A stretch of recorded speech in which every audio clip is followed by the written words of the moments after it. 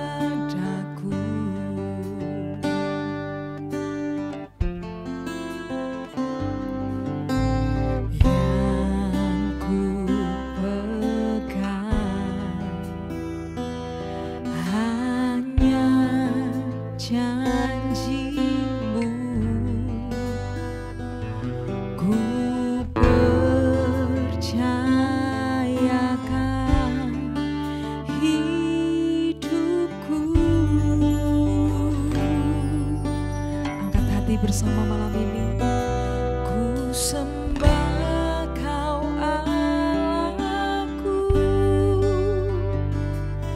Bapa dan sahabatku, Kau yang pedulikan seluruh hidupku.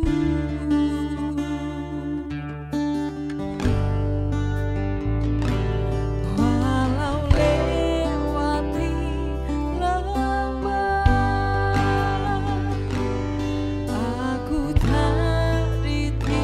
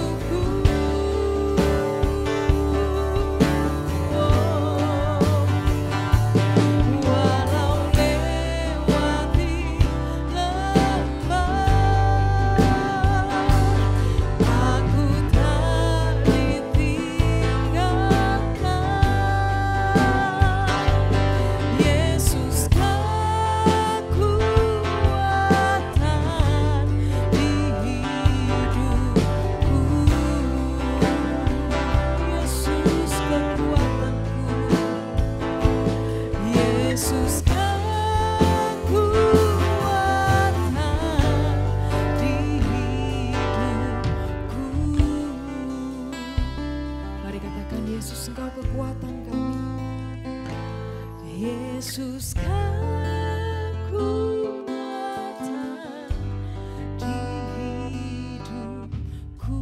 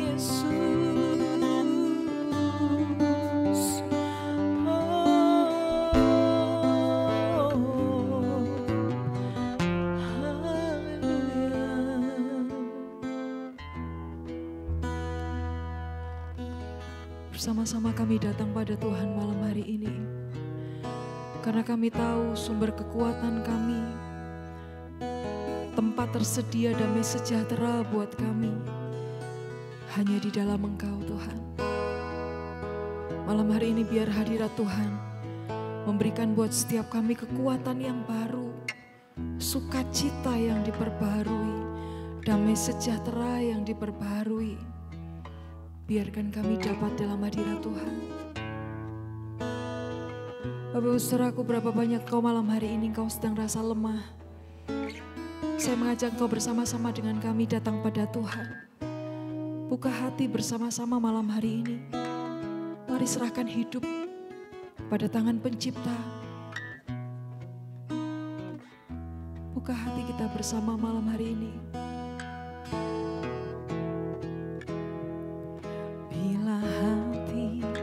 Terasa berat, tak seorang pun mengerti bebanku. Ku tanya Yesus, apa yang harus ku buat? Dia berfirman, mari datanglah. Dia selalu pedulikan aku.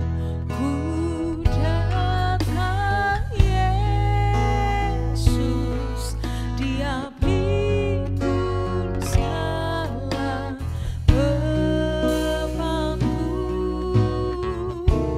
Sujud di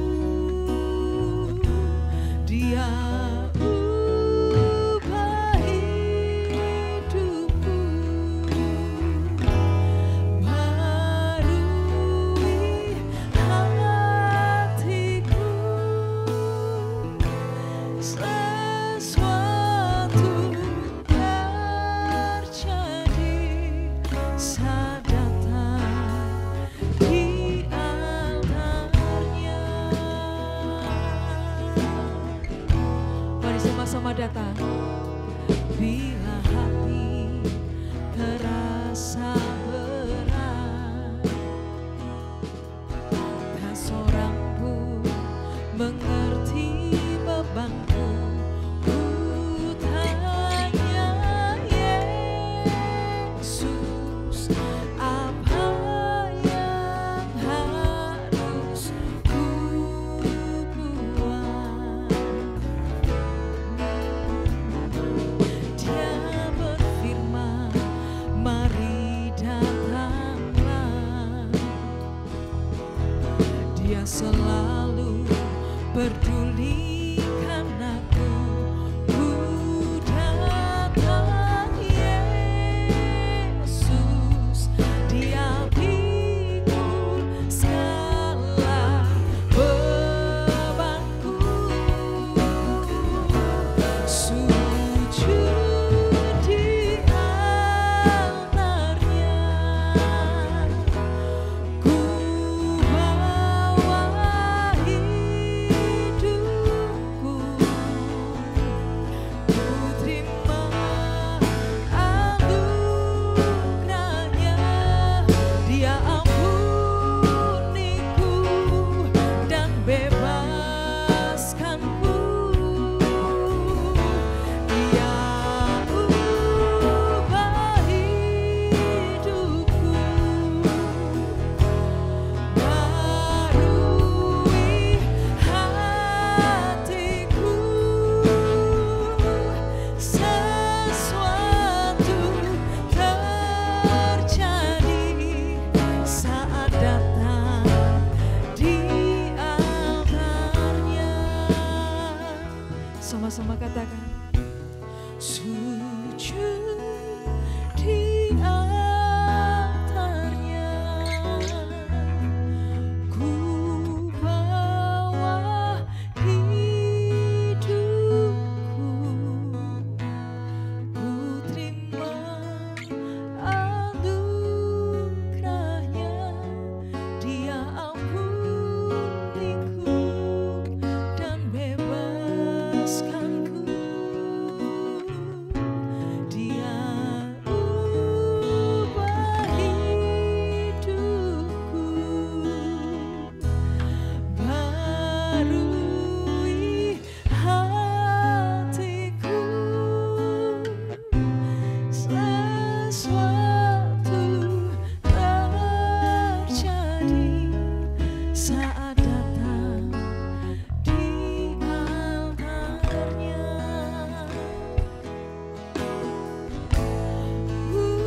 Mujizat terjadi, pemulihan terjadi. Sesuatu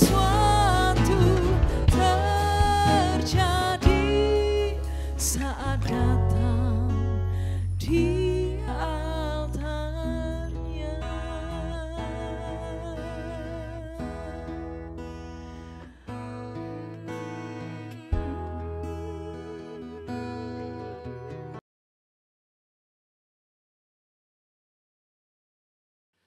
Mari kita berdoa. Allah Bapa kami yang bertahta di kerajaan sorga, kami mengucap syukur, berterima kasih buat malam hari ini. Tuhan berikan kami kesempatan untuk datang di ibadah Lamongan Blessing. Tuhan, saat ini kami akan belajar kebenaran firman-Mu. Urapi setiap kami Tuhan, supaya kami bisa mendengar dan melakukan kebenaran firman-Mu. Terutama hamba-Mu Tuhan, yang tidak lebih daripada saudara-saudara kami yang ada di tempat ini. pakai dan urapi hamba, sehingga apa yang tersampaikan bukanlah suara hati hamba, tetapi suara kuasa Roh Kudus yang menuntun dan memberkati hamba-Mu. Sehingga firman yang tersampaikan biarlah bisa dimengerti dan bisa sama-sama kami lakukan dalam hidup ini. Di dalam nama Tuhan Yesus Kristus, haleluya, amin.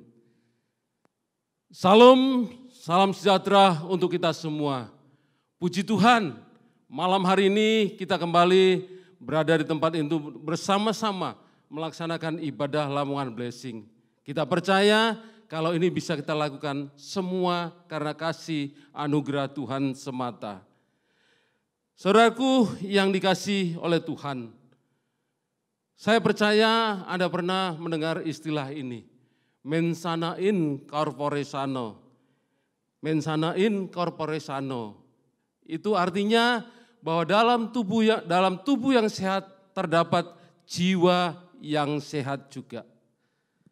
Jadi dalam kata-kata bijak ini ada satu pengertian yang akan kita pelajari malam hari ini, bahwa kita juga sebagai orang-orang percaya perlu memiliki tubuh yang sehat supaya kita bisa memiliki rohani yang sehat pula.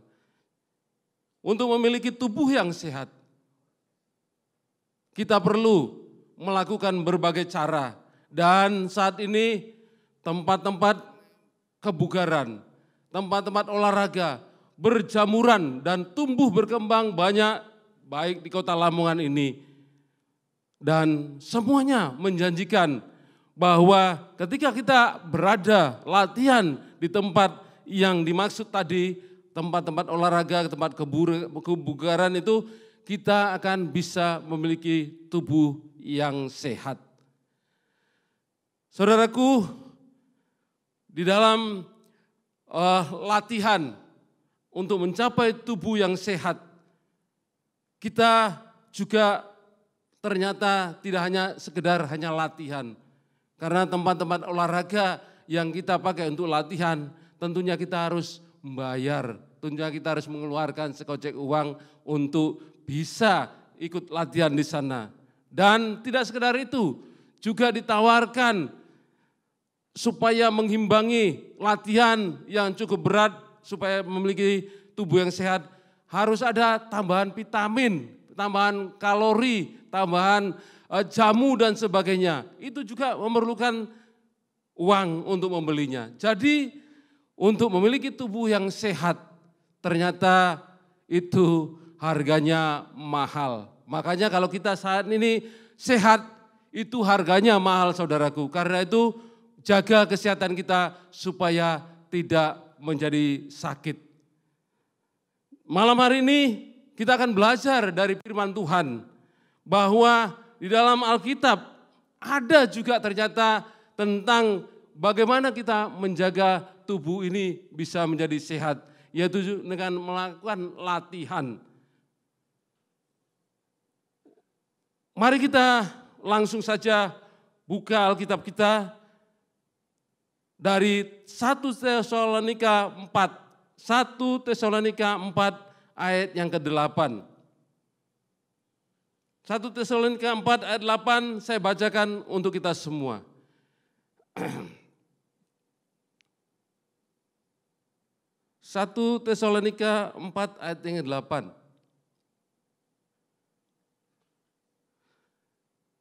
Latihan badani terbatas gunanya, tetapi ibadah itu berguna dalam segala hal karena mengandung janji baik untuk hidup ini maupun untuk hidup yang akan datang. Jadi ayat ini sedang memberikan suatu penjelasan kepada kita, ternyata kita juga perlu latihan. Latihan untuk kita bisa memiliki tubuh yang sehat tadi namanya latihan badani. Sedangkan untuk kita memiliki tubuh atau rohani kita yang sehat ini, kita memerlukan yang namanya latihan rohani. Namun saya jabarkan dulu tentang arti latihan supaya kita mengerti apa sih yang dimaksud latihan badani maupun latihan rohani. Yang pertama, latihan adalah segala usaha yang dilakukan oleh manusia untuk meningkatkan mutu, daya tahan, kekuatan, dan menambah kemampuan lebih dari sebelumnya untuk mencapai hasil yang lebih baik lagi.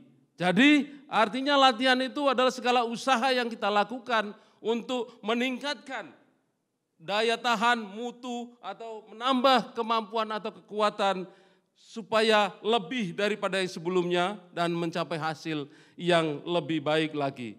Jadi dalam hal ini untuk latihan badani, bahwa yang ditingkatkan adalah fisik tubuh, supaya ketika kita memiliki fisik tubuh yang kuat, kita akan bisa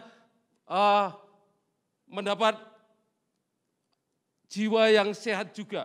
Karena dalam tubuh yang sehat dikatakan tadi ada jiwa yang sehat. Tetapi yang harus kita ingat, ternyata tubuh yang sehat juga tidak menjamin seseorang bahwa jiwanya bisa sehat. Karena banyak pengalaman, banyak hal yang sudah terjadi karena terlalu bergebu-gebu. Bahkan saya boleh bilang orang lebih mengedepankan latihan badani daripada latihan rohani.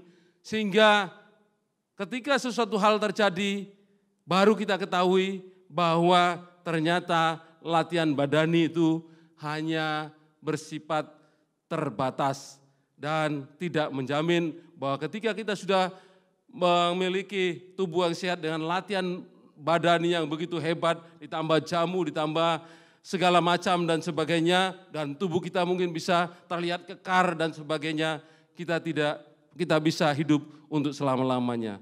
Tidak, saudaraku, ternyata survei dan banyak kita melihat satu contoh kasus Aderai adalah seseorang yang pada saat hidupnya orang yang memiliki tubuh, dikatakan ketika orang fitness mengatakan tubuhnya itu langsing, ya, tubuhnya itu six-pack, ya, dalam arti sempurna. Jadi kalau orang melihat tubuhnya itu begitu indah dan orang jadi kagum. Makanya ketika hidupnya Aderai, banyak pengusaha yang tertarik untuk memakai Aderai sebagai sponsor atau sebagai orang yang bisa menawarkan barang-barangnya dengan keindahan tubuh Aderai. Tetapi kita tahu ternyata Aderai walaupun memiliki tubuh yang kuat, tubuh yang sehat dan boleh dikatakan sempurna, tetapi ternyata apa yang dikatakan firman Tuhan di 1 Timotius 4 ayat 8a berkata, latihan badani terbatas gunanya. Latihan badani terbatas gunanya. Jadi ternyata tubuh yang sehat, tubuh yang kuat, tubuh yang indah dan sebagainya itu ternyata sifatnya hanya sementara, terbatas. Tidak bisa itu kita terus pakai sebagai kebanggaan sampai usia kita sampai tua. Kalau sudah tua, mungkin seusia saya ke atas dan seterusnya ini, walaupun mungkin masih ada sisa-sisa tubuh yang kekar dan sebagainya, tetapi ternyata kekuatannya sudah berkurang banyak dan tidak bisa menyamai pada saat-saat muda. Karena itu sekali lagi saya mengajak kepada kita merenungkan 1 Timotius 4 ayat 8a ini, mengingatkan kepada kita bahwa apapun yang kita lakukan untuk memiliki tubuh yang sehat, tidak masalah. Kita ikut fitness, kita ikut game, kita ikut olahraga dan sebagainya supaya tubuh kita itu menjadi sehat. Tidak masalah dan itu dianjurkan. Tetapi ingat bahwa ketika kita terfokus hanya kepada latihan badani, firman Tuhan sudah mengatakan bahwa latihan badani terbatas gunanya. Jadi perlu saudara-saudara atau kita semua masing-masing ingat bahwa latihan badani itu sifatnya tidak kekal, hanya terbatas. Mungkin pada saat usia 20 sampai 40 tahun atau 45 lah paling banter atau paling notok, masih bisa kita banggakan tubuh kita yang kuat, tubuh kita yang hebat ini masih bisa kita bangga. Tetapi menginjak 50 tahun sampai seterusnya, jangan pernah merasa bahwa ketika tubuh kita pun masih ada lambang kekuatan dan kekar kelihatannya, tetapi sesungguhnya firman Tuhan sudah berkata terbatas semuanya. Dan firman Tuhan pun di ayat yang lain berkata bahwa ketika usia 70 sampai 80 bahwa yang ada pada diri kita kebanggaannya itu adalah kita harus bisa bersyukur walaupun ada sakit, ada penderitaan yang harus kita terima. Karena itu sekali lagi latihan badani terbatas gunanya. Dan yang kedua, kita akan belajar tentang latihan rohani. Apa latihan rohani? Sama pengertiannya seperti latihan tadi. Bahwa segala usaha yang dilakukan oleh manusia untuk meningkatkan mutu, daya tahan, kekuatan, kemampuan lebih dari sebelumnya untuk mencapai hasil yang lebih baik lagi. Jadi yang dilatih adalah rohani, jiwa kita, iman kita, supaya semakin hari semakin meningkat, sehingga pengenalan kita akan Tuhan dan pengiringan kita kepada Tuhan semakin hari semakin kuat. Walaupun ada masalah dan persoalan dalam diri kita, kita harus bisa berkata, ya saya tetap mau melayani Tuhan. Latihan rohani ini bisa terwujud atau bisa dicontohkan dalam hal beribadah. Ternyata untuk beribadah pun kita sebenarnya sedang latihan rohani, saudaraku. Makanya kadang kita nggak sadar dalam beribadah bahwa ibadah itu kita anggap suatu hal liturgi gereja. Kita anggap itu suatu hal yang ya namanya orang beribadah, ya memuji Tuhan, menyembah Tuhan, membaca firman Tuhan, doa dan sebagainya. Tetapi ternyata beribadah itu adalah suatu latihan rohani yang harus kita sadari bahwa untuk beribadah pun perlu latihan. Makanya 1 Timotius 4 ayat yang ke-7b. 1 Timotius 4 ayat 7b berkata demikian. 1 Timotius 4 ayat 7b berkata demikian. Latilah dirimu beribadah. Latilah dirimu beribadah. Jadi 1 Timotius 4 ayat 7b berkata, latilah dirimu beribadah. Ternyata sekali lagi saya katakan sadar atau tidak sadar selama ini kita terlena. Bahwa dalam beribadah kita merasa ya yang perlu datang, yang perlu kita hadir dan sebagainya. Ternyata beribadah itu harus sungguh-sungguh, harus betul-betul bahwa ketika kita beribadah itu adalah kita sedang mempersembahkan persembahan yang terbaik untuk Tuhan. Di kitab yang lain di Roma 12 ayat 1 bahwa persembahkanlah tubuhmu sebagai persembahan yang hidup, kudus dan berkenan kepada Tuhan. Itu adalah ibadahmu yang sejati. Jadi latihan rohani dengan melakukan ibadah itu ternyata harus disadari itu ada suatu latihan. Makanya ketika beribadah mestinya harusnya kita menyadari kalau misalnya kita datang di suatu perkumpulan atau di suatu rapat dan sebagainya saja. Ketika yang hadir di tempat itu adalah pejabat-pejabat dan sebagainya. Saya yakin dan percaya kita akan malu kalau kita datang terlambat. Kita akan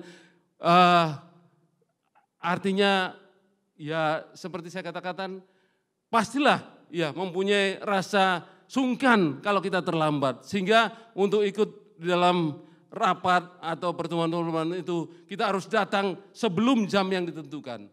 Tapi sayang kita nggak menyadari bahwa beribadah itu juga latihan kita untuk datang kepada Tuhan. Kita menganggap ringan, ya Tuhan tahu kok apa yang sedang saya alami. Padahal sesungguhnya itu adalah sedang kita melatih. Kalau kita menghargai para pejabat, orang dunia saja, kenapa Tuhan kita tidak kita hargai? Semestinya sebelum jam ibadah, sebelum acara ibadah dimulai, kita harus datang di awal. Sehingga Tidak ada lagi ya saat ibadah sudah dimulai baru datang kelunak-kelunuk, baru datang 1, 2, 3. Rasanya itu mengganggu ibadah. Karena itu saya menghimbau kepada kita, sadarilah bahwa beribadah itu juga adalah bentuk latihan rohani yang harus kita lakukan. Ayat yang saya suka sekali dalam beribadah ini tentang latihan rohani adalah di Mazmur 84 ayat yang ke-10. Mazmur 84 ayat yang ke-10 berkata demikian. Sebab lebih baik 1 hari di pelataranmu daripada 1000 hari di tempat lain. Lebih baik berdiri di ambang pintu rumah Allahku daripada diam di kemah-kemah orang fasik. Ini adalah satu pengakuan pemazmur yang menganggap ibadah itu adalah sesuatu hal yang lebih daripada segalanya. Lebih daripada sesuatu yang dia miliki. Makanya dikatakan lebih baik 1 hari daripada 1000 hari di tempat yang lain. Dan lebih baik aku ada berada di rumah Allahku daripada berada di kemah-kemah orang fasik. Ini harus kita sadari dan kita harus ada dalam diri kita bahwa ternyata ibadah itu adalah suatu latihan rohani yang harus kita lakukan dengan sungguh-sungguh. Latihan rohani yang kedua yang saya dapatkan juga ternyata latihan rohani juga bisa dengan cara membaca, merenungkan dan melakukan Taurat Tuhan. Jadi ternyata membaca, merenungkan, melakukan Taurat Tuhan itu juga merupakan latihan ibadah. Mazmur 1 ayat 2. Mazmur 1 ayat 2 berkata demikian. Tetapi yang kesukaannya ialah Taurat Tuhan dan yang merenungkan Taurat itu siang dan malam. Jadi membaca dan merenungkan kebenaran firman Tuhan juga merupakan latihan rohani. Makanya jangan membaca atau melakukan firman Tuhan dengan cara yang tidak pantas. Kita harus hargai bahwa firman Tuhan itu adalah bukan tulisan, bukan kertas, tetapi itu adalah wujud daripada firman Tuhan dan itu harus hidup di dalam diri kita. Kalau kita membaca ayat Alkitab ini atau firman Tuhan dengan kita anggap ini adalah sesuatu yang tidak berharga, ini adalah hanya kertas dan sebagainya, kita tidak akan mendapat apa-apa dalam kita merenungkan dan melakukan firman Tuhan. Karena itu ingatlah bahwa membaca dan merenungkan firman Tuhan ternyata itu juga merupakan latihan rohani. Karena itu lakukan membaca, merenungkan firman Tuhan itu dengan benar. Makanya ada program membaca Alkitab di gereja ini dengan tujuan supaya kita juga mengerti bahwa itu adalah suatu latihan rohani. Jadi jangan menganggap wah itu membuang-buang waktu, membuang-buang ya pulsa, membuat saya semakin banyak kesibukan. Iya. Padahal sesungguhnya ketika kita mau jujur, kita lebih banyak memakai pulsa kita atau data kita untuk hal-hal yang lain daripada kebenaran firman Tuhan. Karena itu sadarilah ketika kita membaca merenungkan firman Tuhan itu adalah satu latihan rohani. Yang ketiga latihan rohani juga saya dapatkan ketika kita mau ikut dalam pekerjaan Tuhan. Ternyata pekerjaan Tuhan pun merupakan latihan rohani. Makanya ketika kita menyadari bahwa kita adalah para pekerja-pekerja Tuhan, seharusnya dan sesungguhnya kita harus menghargai apa yang sudah dipercayakan kepada kita. Namun sayang, banyak daripada kita menganggap bahwa sebagai pekerja di ladang Tuhan, ya santai saja, ya kau bere, atau kata orang, ya kalau ada waktu, atau kalau ada saya mood, kalau saya lagi senang dan sebagainya, baru saya siap melayani Tuhan. Jangan saudaraku, bahwa pekerjaan untuk melayani Tuhan itu adalah sesuatu hal yang kita besok pada saat kita meninggal atau Tuhan Yesus datang, itu harus dipertanggungjawabkan. Makanya dalam Yesaya 6 ayat yang ke-8, Yesaya 6 ayat yang ke-8 itu Yesaya akhirnya mengerti, akhirnya menyadari bahwa sebetulnya yang dikehendaki Tuhan bukanlah kemampuannya, bukanlah dirinya yang mungkin memiliki ilmu dan sebagainya. Tetapi yang Tuhan inginkan ketika kita mau melayani pekerjaan Tuhan adalah hati kita dan tekad kita untuk bisa melayani Tuhan. Yesaya 6 ayat yang ke-8 berkata, lalu aku mendengar suara Tuhan berkata, siapakah yang akan kuutus dan siapakah yang mau pergi untuk aku? Maka sautku, ini aku, utuslah aku.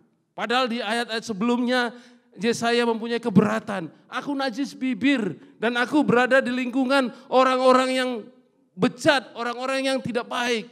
Apakah Tuhan berkenan kepada aku untuk aku bisa diutus menjadi pekerja Tuhan?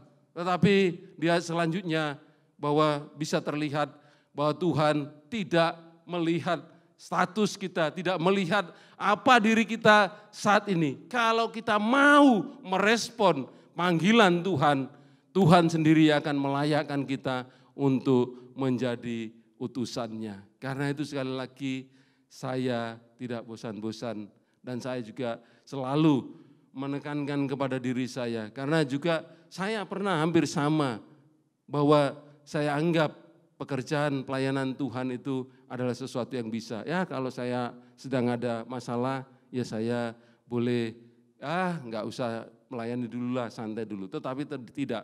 Ketika kita sudah ngomong, ini aku, utuslah aku, itu punya konsekuensi. Apabila kita tidak mengingkari daripada janji kita menjadi utusan Tuhan, pasti satu saat kita akan menerima ganjaran yang tidak baik daripada Tuhan. Karena itu sadari bahwa kita bekerja di ladang Tuhan itu juga merupakan latihan rohani. Jadi saya bersyukur kalau saat ini saya pun masih bisa melayani Tuhan. Saya yakin dan percaya itu semua karena Tuhan, bukan karena saya hebat dan sebagainya. Tetapi karena tuntunan Tuhan, anugerah Tuhan, dan saya dilayakkan untuk melayani Tuhan. Ini suatu hal yang harus kita sadari dalam diri kita dan kita harus melihat segala sesuatu dengan berimbang. Artinya enggak salah kita melakukan latihan badani saudaraku. Supaya tubuh kita sehat, supaya kita bisa kuat dan sebagainya. Enggak masalah. Tapi kebanyakan yang saya lihat sendiri, saya pernah bekerja di tempat olahraga dan sebagainya. Ternyata orang-orang yang datang ke sana itu ya saya boleh katakan adalah orang-orang yang lebih mementingkan latihan badaninya. Karena kenapa? Pagi-pagi jam 8 itu sudah datang untuk latihan. Loh, saya berpikir, apa enggak bekerja orang ini? Apa tidak punya tanggung jawab di rumah, anak, suami, istri dan sebagainya. Demi latihan badani rela pagi-pagi, bahkan sebelum tempat itu dibuka sudah ada yang datang menunggu. Ini menandakan bahwa orang tersebut lebih mementingkan latihan badani daripada hal-hal yang lain. Tapi firman Tuhan malam hari ini mengingatkan kepada kita agar kita menjadi orang-orang yang bijaksana dan kita harus seimbang dalam kehidupan kita. Saya katakan tadi tidak salah kalau kita ikut latihan badani, ikut senam, ikut game, ikut fitness dan sebagainya, mengikuti apapun olahraga, silakan. Tetapi jangan itu mengalahkan kebutuhan latihan rohani kita yang kalau boleh kita mau katakan bahwa untuk latihan rohani itu sebetulnya waktunya banyak. Tetapi yang jelas kita hanya memiliki satu kali dalam seminggu, yaitu hari Minggu. Apalagi pada saat COVID ini, saudaraku, banyak gereja yang ditutup. Sehingga untuk melatih rohaninya, untuk melatih rohani jemaat, itu habis, berkurang dan sebagainya. Pertanyaannya, ketika latihan rohani itu tidak ditiadakan atau tidak dilakukan dan sebagainya, cukupkah dengan hanya latihan badani, tubuh kita sehat dan sebagainya, bahwa kita percaya bahwa kita akan mampu menghadapi persoalan dan masalah? Banyak fakta yang mengatakan dan menjadi bahan renungan kita, pelajaran buat kita, ternyata latihan badani itu firman Tuhan berkata terbatas gunanya. Tetapi yang tidak terbatas gunanya adalah latihan rohani, berkata demikian. Ibadah itu mengandung janji. Mengandung janji bukan hanya untuk hidup yang sekarang ini, tetapi untuk masa depan atau hidup yang akan datang. Jadi karena itu latihlah rohani kita dengan beribadah. Latihlah rohani kita dengan membaca, merenungkan firman Tuhan. Latihlah rohani kita dengan ikut dalam pekerjaan Tuhan. Sehingga dengan demikian minimal 3 hal kita ikut dalam atau memperkuat diri kita dalam latihan rohani. Saya percaya kita akan bisa bertahan dalam segala keadaan. Rohani kita akan tetap sehat apapun yang terjadi. Persoalan, masalah atau hal-hal yang lain ada dalam diri kita dan kita sedang berada di tempat masalah itu. Ketika kita mau belajar atau melakukan latihan rohani seperti yang saya sebutkan 3 tadi, pasti kita bisa menang, pasti kita bisa menanggungnya. Jadi firman Tuhan pada malam hari ini cukup singkat tentang kehidupan kita sebagai umat Tuhan. Ternyata kita juga harus seimbang. Seimbang dalam kita melatih tubuh kita ini dengan kegiatan olahraga, game dan sebagainya. Harus pula diimbangi dengan latihan rohani. Karena apabila latihan rohani itu ditiadakan atau dibuang atau tidak kita lakukan, tubuh yang kekar, tubuh yang sehat itu tidak menjamin bahwa kita mampu untuk menghadapi berbagai persoalan dan masalah yang di depan banyak terjadi. Karena itu sekali lagi saya bacakan 1 Timotius 4 ayat 8. Latihan badani terbatas gunanya, tetapi ibadah itu mengandung janji.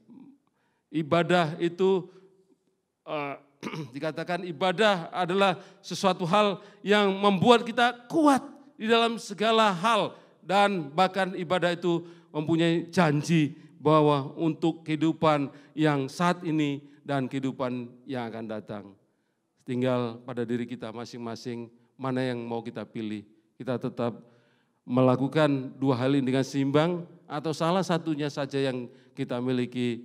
Saya percaya kita akan menjadi timpang. Jadi supaya rohani kita seimbang dan tubuh kita juga sehat, lakukan 2 hal ini, latihan rohani dan lakukan latihan badani dengan benar-benar seimbang pula. Itulah firman Tuhan malam hari ini.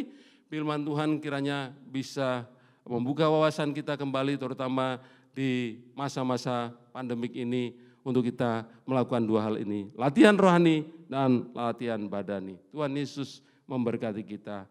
Amin. Kita tutup. Bapak terima kasih buat kebenaran firman-Mu yang datang malam hari ini. Mengingatkan kepada kami untuk kami menyadari bahwa kami perlu seimbang dalam hidup ini.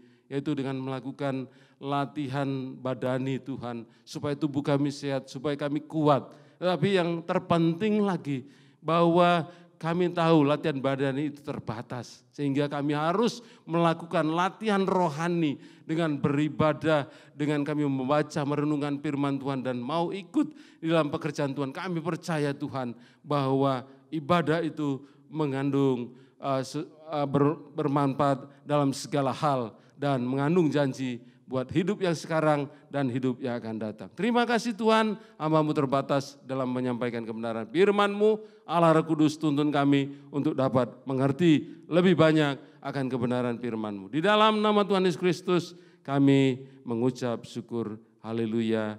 Amin. Kita akan selesai dengan ibadah online kita malam hari ini, Bapak Saudaraku. Satu kali lagi mari datang pada Tuhan, naikkan satu pujian, agungkan Dia. Sebab Allah yang kita miliki, Dia adalah Allah yang besar, Dia adalah Allah yang luar biasa buatmu dan buatku. Dulu, sekarang, sampai selama-lamanya. Sepakat katakan amin. Then sing my soul, my Savior God, to Thee. How great Thou art, how great Thou art.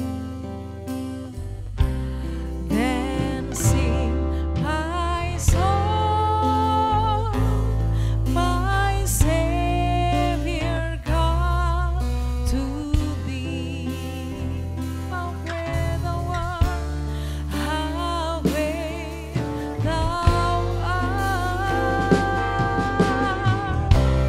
how great Thou art. Sama-sama angkat suaramu. Kami memuji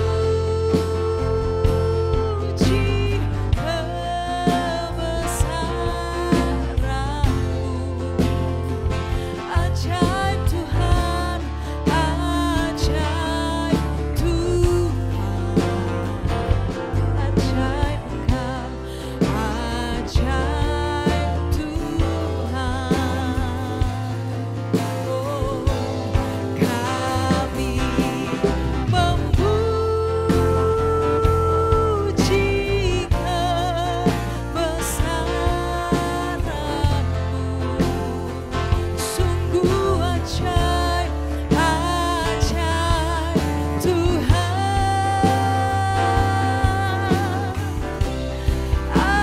Ajaib Tuhan, ajaib Tuhan, ajaib Tuhan.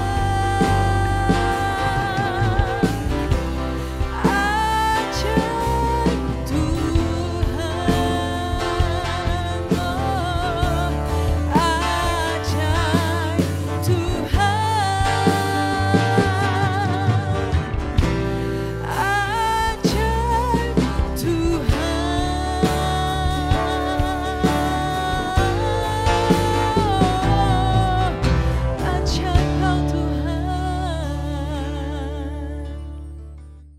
Mari kita tutup ibadah ini dalam doa berkat. Damai sejahtera yang daripada Allah Bapa di surga, cinta kasih yang daripada Tuhan Yesus Kristus, dan dalam persekutuan dengan Roh-Nya yang kudus, kiranya memberkati kita mulai malam hari ini sampai selama-lamanya. Di dalam nama Tuhan Yesus Kristus, mari setiap kita yang sudah diberkati oleh kebenaran firman Tuhan berkata, amin. Tuhan Yesus memberkati kita.